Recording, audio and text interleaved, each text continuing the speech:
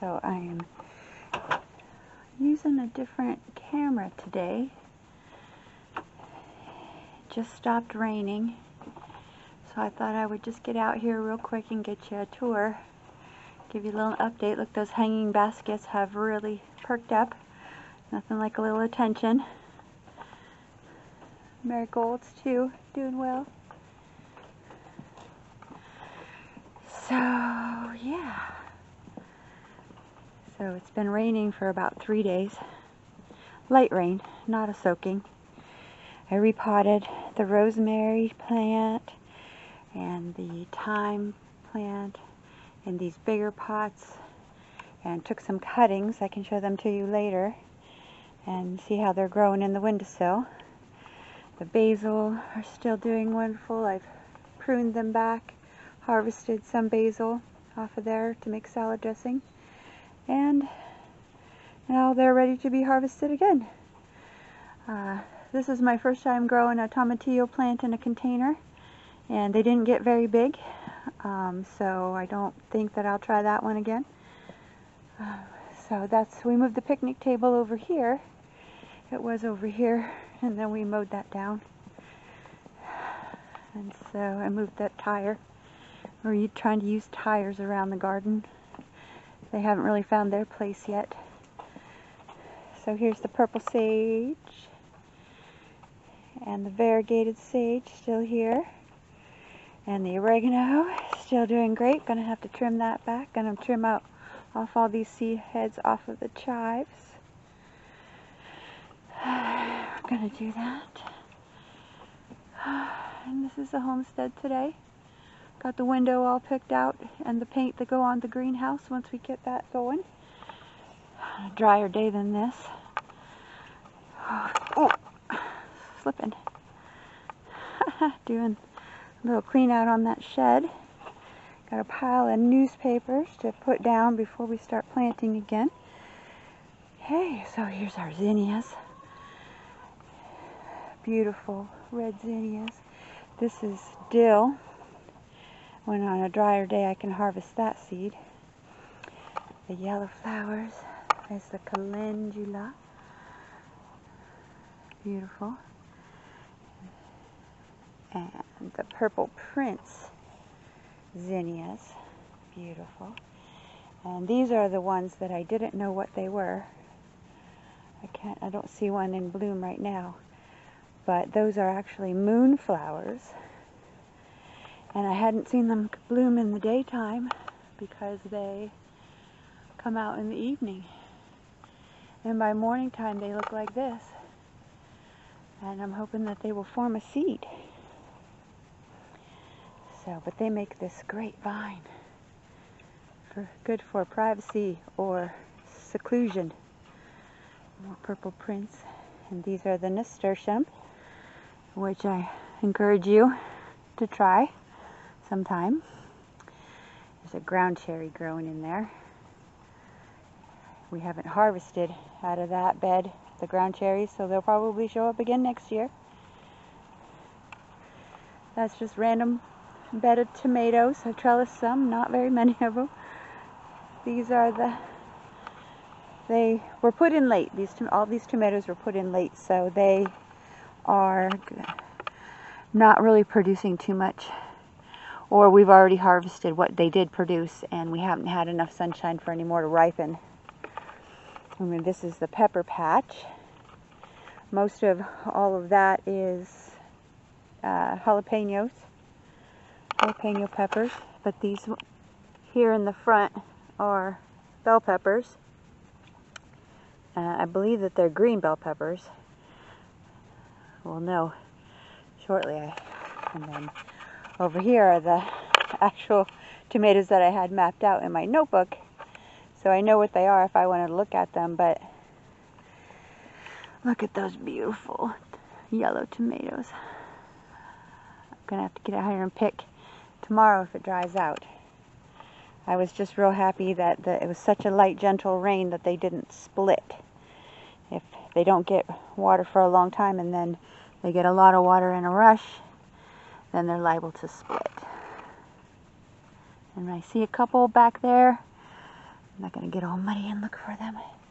But this whole row here was all different varieties of tomatoes. And then I let the ground cherries grow wild here down this side. And I just recently took down the peas that were growing on this far side of this bed. And harvested all of those and had those in a nice stir fry. And then on this side of the pathway, this was all green beans first. They were supposed to be bush green beans. They're the ones actually that came with my green stalk planter that they sent me for free for buying the green stalks. So I've been using those. Thought they were bush green beans, but they sure do love this trellis. This trellis is just an old hammock that my husband's uncle gave us, and kids tore it apart. So I am repurposing it here with some old clothesline posts, and I just stuck this hammock here for the plants to grow on this year. Green beans love it. And then over here on this side were the melons, which didn't do so well. They didn't get all of the space that they needed, I think. Definitely not all of the water, but if you look back, you can see that there are a couple small ones that might still produce. And then there's just a couple watermelons from this cage that I tried to use as trellising for the watermelons. I planted, I think, 9 plants inside that cage and tried to trellis them either inside, up, around, out of this cage. And I just think they got a little bit too much competition with each other and with the other weeds that were coming up, because I only put newspaper down, and then I put the cage down, and then I put compost on top of that, and then I dug the hole for the plant into the ground between the bigger spaces of the kennel. Okay, and of course ground cherries growing in that bed too. Okay, and at this end of this bed were still these sweet potatoes. There's the sweet potatoes that sprouted in my kitchen, and I just stuck them in the ground, so they're vining this way and a little that way. And this little section here is actually just tomato plants. They were suckers that I pulled off of my tomato plants and just stuck them into the ground, so I don't see any ripe tomatoes on there. There might be some setting, but who knows if it's going to make it, if they'll make it until fall. Oh, there's another watermelon. Who knows if those plants will finish ripening, or the fruit won't finish ripening before the cold weather comes and ruins them. So these are all the watermelon plants. I don't know if there's any more in here. I'm sure when they start to die back, I will find them. And then on this last one was the only pumpkin plant I did put in, which was a pie pumpkin. And I actually picked the 2 biggest ones that I had a couple weeks ago because I needed them for an event. Check the Sisters of the Second Amendment Facebook page and you will see. Oh, here's one down here. So here is my pie pumpkin, the biggest one I've got at the moment. I don't know if the weather will hold off long enough for that one to ripen, but we'll see. And then these are where my cucumber plants are petering out. Oh, I see one there. I don't know if you can see that one, but there's one there. There might be one back there, I just can't see. There's another watermelon. These ones over here were actually Kajari melons. I was just hoping to grow one well enough to get seeds from it so I could plant it again, because these were the last of my Kajari melon seeds, and if I wanted to grow them again I would have to buy more. I've never been successful, so I probably would not buy more.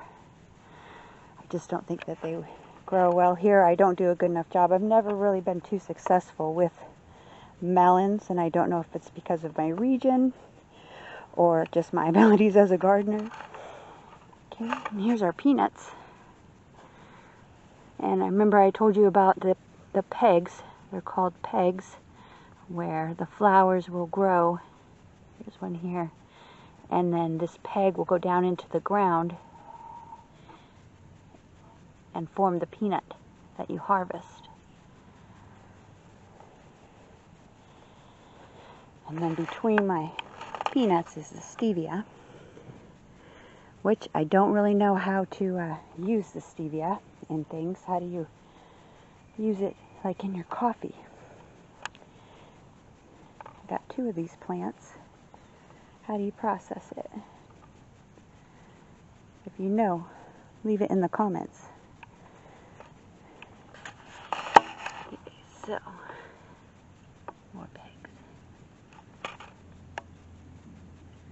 Yep, so that's my little peanuts.